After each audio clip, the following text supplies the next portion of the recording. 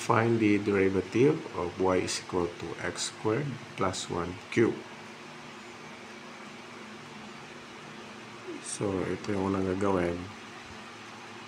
Let u is equal to x squared plus 1. So, u ito yung inner term. And then, let y is equal to u cube. So, ito yung outer term. So, inner and outer term. So, gamit tayo ng chain rule. So, ganito yun. Dy over dx is equal to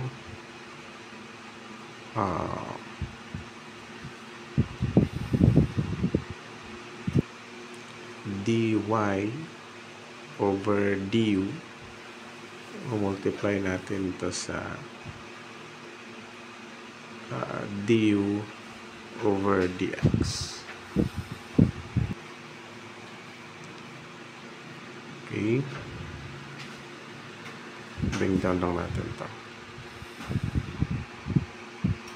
So, yung dy over du, ito yon. So, i-differentiate na natin siya.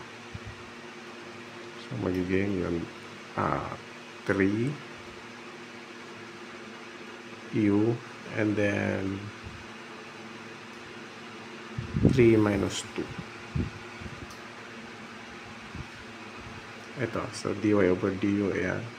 So, exponent, 3 times 1 is 3. And then, yung exponent ay minus sa 1. Then, multiply natin yung d over dx. Ito naman yun. So, 2 times 1.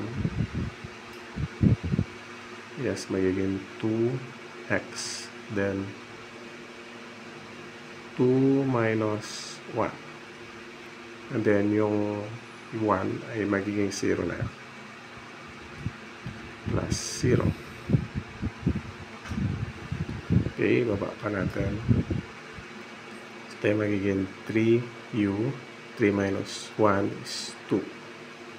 Multiply 2x. So, 2 minus 1, 1 na lang, or wag na natin isulat. So, ito na ngayon. Lagyan natin sa taas. So, next. So, yung u, di ba yung u ay inner term, which is x squared plus 1. So, ibabalik na natin yan. Ito ngayon ay magiging 3. And then, yung u ay magiging x squared plus 1 squared times 2x. So, multiply lang. 2x times 3. Ayan. 2x times 3 magiging 6x. X squared plus 1 squared. So, ito na ngayon yung ating derivative. So, sulat natin. So, yung final form ng derivative is 6x x squared plus 1 squared. So, ito.